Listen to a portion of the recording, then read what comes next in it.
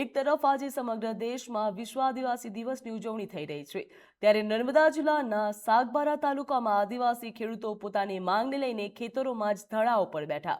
Copy સહિત 12 ગામોના ખેડૂતોનો જંગલ જમીન ઉપર ખેડાનો વિવાદ યથાવત છે. વન વિભાગે ખેડાણ અટકાવતા ખેડૂતો ગઈકાલ સવારથી જ ખેતરમાં ધરણા ઉપર બેઠા છે અને આખી રાત પણ આંદોલન ચાલુ રાખ્યું હતું.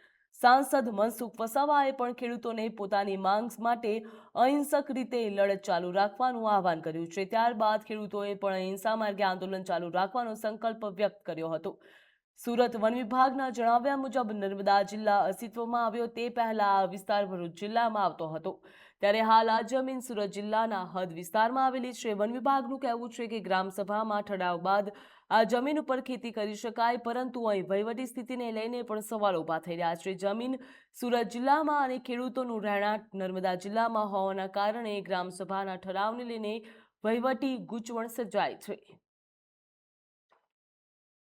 જો આપ સૌ જાણો છો તે પ્રકારે આ નર્મદા જિલ્લાના આ સાગબારાના ખેડૂતો 14 થી 15 ગામના જે ખેડૂતો એ 20 વર્ષથી આ જંગલ ખાતાની જમીન ખેડતા આવ્યા છે અને એ 20 વર્ષથી ખેડે છે. એમના પાસે અનેક રીતના પુરાવા છે. ટ્રાઇબલ સપ્લાયમાં પણ કેટલાક પત્રો પડેલા છે અને બીજું આ જે ખેડાણ જે કરે છે એનાથી પણ આપણને સ્પષ્ટ ખ્યાલ આવે કે 20 વર્ષથી ખેડાણ કરે છે, પરંતુ છેલ્લા 2 વર્ષથી જંગલ ખાતાએ ખોટા બહાના કાઢી અને આમને જંગલ જમીન ખેડતા રોક્યા છે.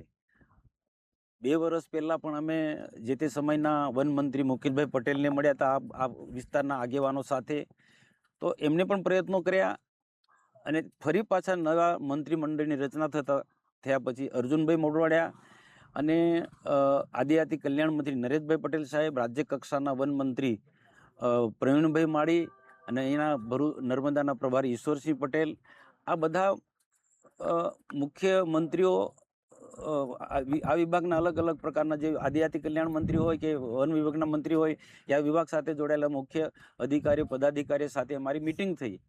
અમારી સાથે આ વિસ્તારના ખેડૂતો પણ હતા.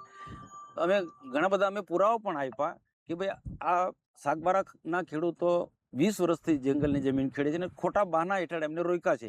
જ્યારે સામે ઉમરપાડા તાલુકાના લોકોને ઉપર રહીને જંગલ ખાતો એ જમીન ખેડાવે છે. એ જંગલની જમીન છે, આ જંગલની જમીન. અને જંગલ ખાતો આદિવાસીઓમાં બે ભાગલા પાડવાના પ્રયત્ન કરી રહ્યા છે ને એમાં સફળ રહ્યા.